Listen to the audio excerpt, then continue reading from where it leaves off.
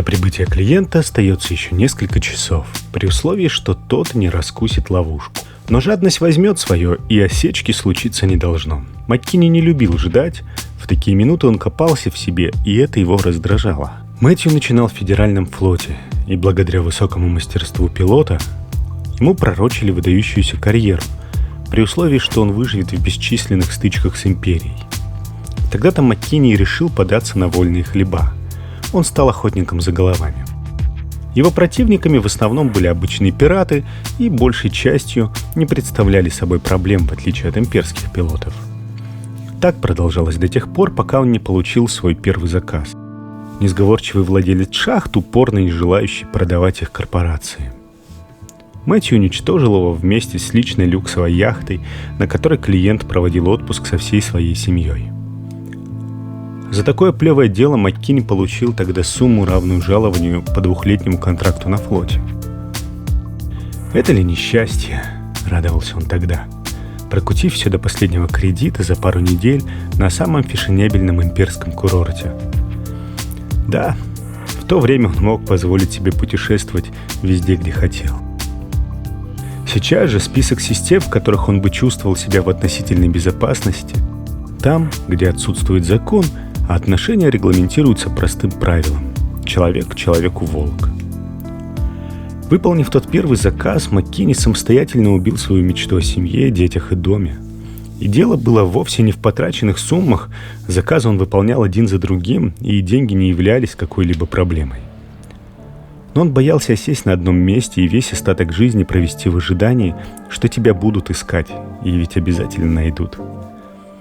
Это не та жизнь, ради которой стоило бы заводить семью. От этого ему приходилось довольствоваться тем, что продается за деньги. Громкий сигнал радара о приближающемся корабле оторвал Маккини от всех этих невеселых мыслей. Пора за работу.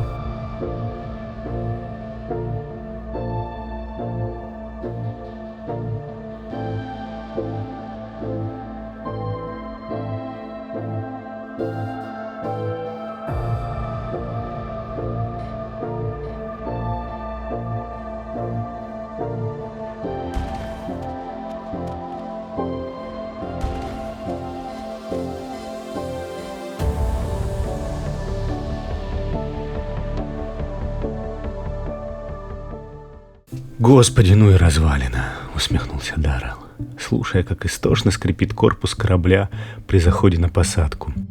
Тот был последним приобретением Даррелла, давняя мечта, ради которой отдано с десяток лет жизни.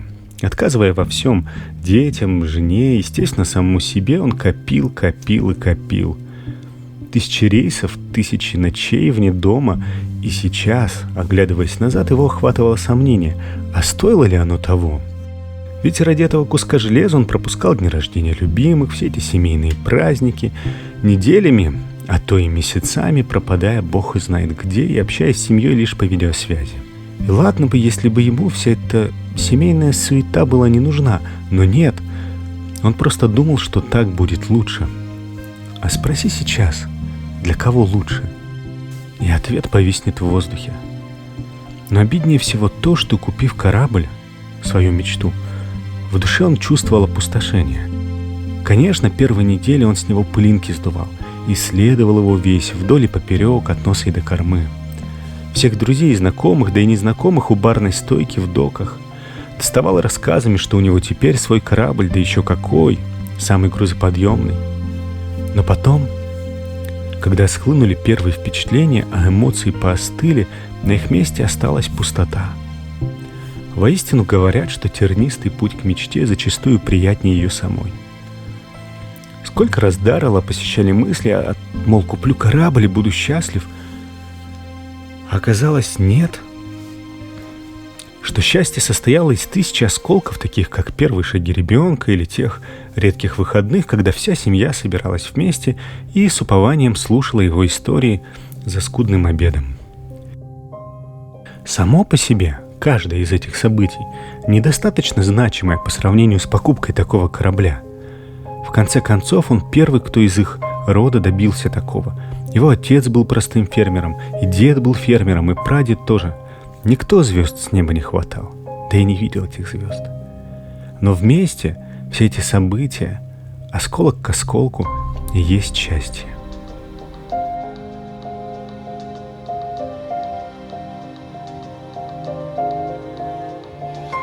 Карен и Натаниэль познакомились несколько месяцев назад. Он работал пилотом на одну из добывающих корпораций, она частным геологом. Всем известно, что в обитаемых мирах перекопано и поделено уже все, что можно и нельзя, а корпорации устремили свои взгляды за пределы самого пузыря.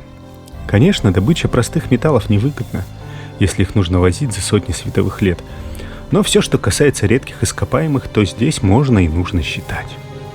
Такие ископаемые недаром зовутся редкими, так просто их не найти. Короче, то была командировка, где роль Карен состояла в том, чтобы найти, а Натаниэля выполнять работу в стиле «подай, принеси, отвези», «помоги собрать образцы», ну, естественно, пилота. Мужчина и женщина и несколько десятков метров замкнутого пространства на двоих. Романтика далекого космоса на протяжении целых 16 недель.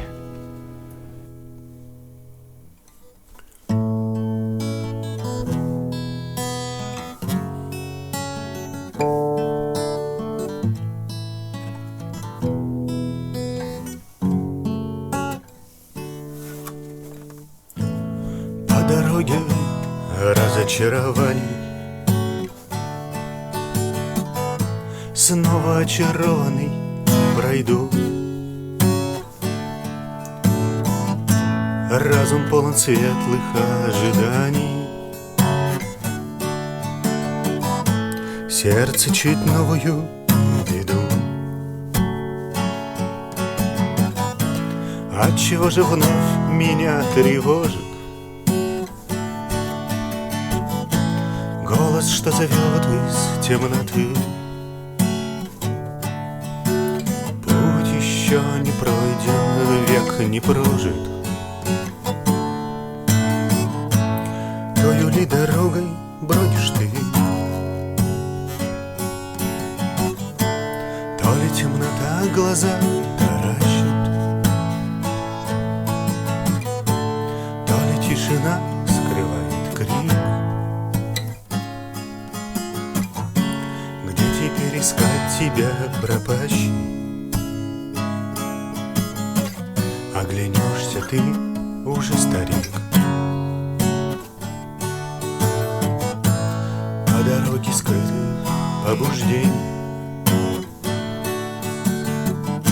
там, где ветер яростен и свеж, долог путь моих перерождений. Дальний край несбывшихся надежд, сбросив гору с плеч, расправил плечи, гордо приказал себе лети. Если я попался вам навстречу, значит, вам со мной не по пути. Слышу голоса, что вечно правы, и пугаюсь этой правоты. Для того роса, что плеч на траву, поутру с росой растаешь ты. Поутру дорогой откровений,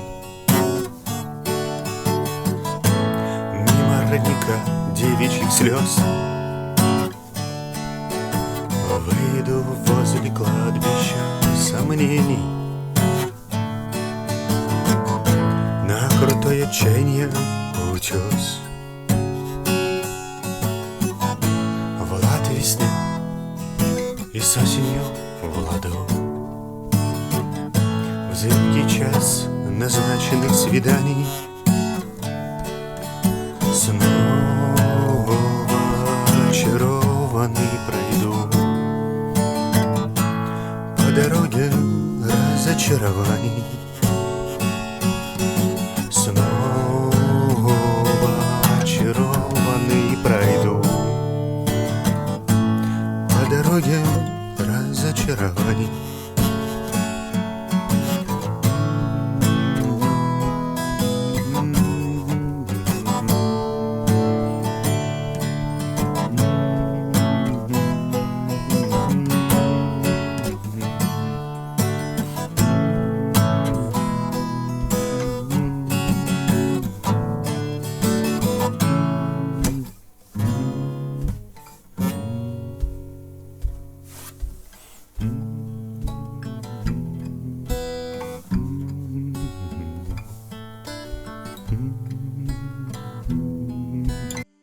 Мэтью проводил предполетную подготовку.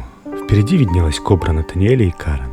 Маккини познакомился с ними предыдущим вечером в баре, и, знаете, это одна из таких встреч, когда случайные люди встречаются и, зная, что никогда больше не увидятся, начинают откровенничать. Маккини, естественно, молчал, а вот ребята светились счастьем и безумолку рассказывали о своем путешествии, которое подходит к концу, и о планах на будущее. Натаниэль напомнил Мэтью себя лет 20 назад с такими же мечтами и стремлениями. Даррелл заходил на посадку. Внезапно сработала система о экстренной перезагрузке систем корабля. Машина стала неуправляемой. На горизонте Маккини увидел реактивный след. Тип 9 приближался к порту под большим углом и делал это слишком быстро. Зная, на что тип 9 способен, а точнее не способен, было ясно, что аварии не избежать. Создавая эту историю, я хотел оставить финал открытым, намекнув вам на разные варианты. Могло бы быть, например, так. Ну, а может быть и так.